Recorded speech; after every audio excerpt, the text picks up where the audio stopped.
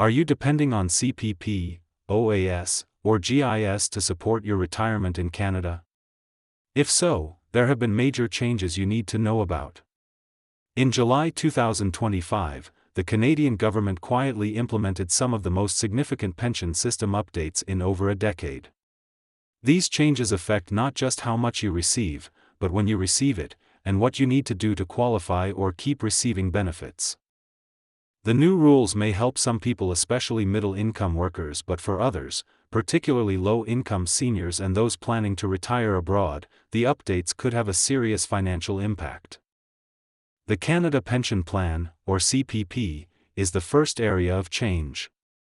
A new upper earnings limit, referred to as the second earnings ceiling, was introduced on July 1. If you earn between $73,200 and $94,000, you're now contributing more through an expanded bracket.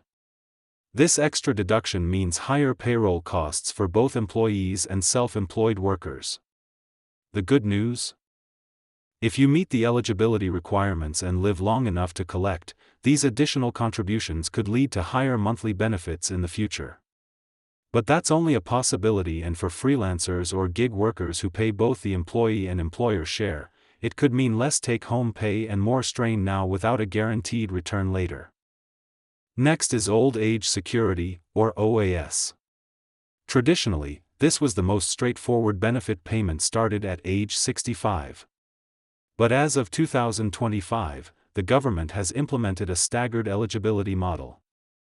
That means your exact birth month and the timing of your application could significantly affect your payment amount. Missing the optimal application window by even a few months could cost you hundreds or even thousands over time. Delaying OAS used to earn you a bonus of up to 36%, but under the new rules, that bonus is now capped at around 24%. The flexibility many Canadians appreciated has been reduced, and now it's more important than ever to time your application wisely. For lower-income seniors, the Guaranteed Income Supplement, or GIS, has also changed, and not necessarily for the better.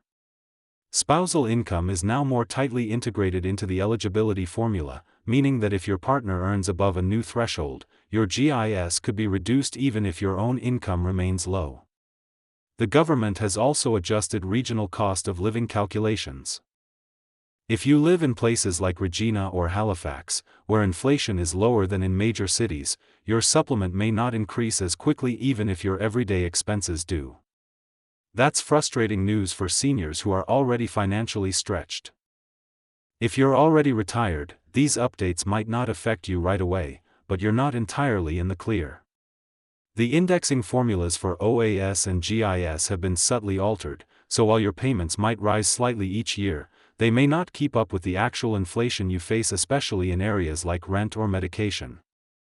And there's more. Starting in 2026, new residency requirements mean Canadians who spend more than 6 months a year outside the country may lose access to GIS unless they can prove physical presence in Canada. That's a major concern for snowbirds and retirees living abroad, who may now have to rethink their lifestyle plans. On the positive side, some Canadians may benefit. Higher income workers under 50 could see better returns from the enhanced CPP if they keep contributing steadily and remain in Canada through retirement. Certain recent immigrants may also gain access to partial OAS benefits sooner, thanks to changes in how residency is calculated. And for those aged 65 to 67, there are new sweet spots in the OAS application timeline that could help boost your total lifetime payout if you apply at just the right moment. But it's a fine margin. Precision matters. What can you do to stay ahead of these changes? First, learn your ideal retirement window and apply for benefits strategically. Even a small shift in your OAS application date could have a lasting effect on your income. Use the ServiceCanada account to test different scenarios like applying at 65, 66, or 67 and see how your benefits change. Second, review your CPP contribution history and projected payout. Request a copy of your contribution record and correct any errors. If you're self-employed, consider speaking to an accountant to ensure you're not overpaying without a clear return.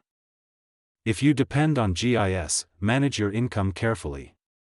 Every dollar you report from RRSP withdrawals to part-time work can reduce your benefit.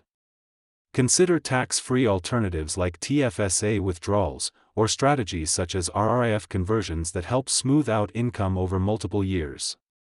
And if your spouse is still earning, be aware that their income now affects your GIS more than before. You might want to look into legal separation of finances or pension splitting as potential solutions.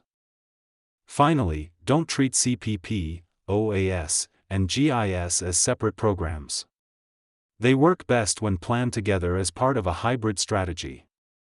Layer your income sources, balance your taxable and non-taxable withdrawals, and plan your timing to avoid clawbacks.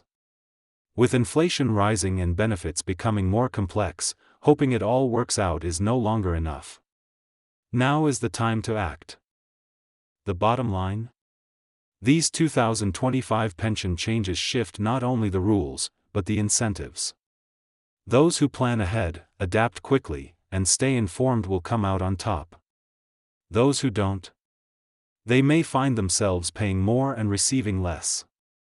But by educating yourself now and making smart adjustments, you can take back control of your retirement future before it's too late.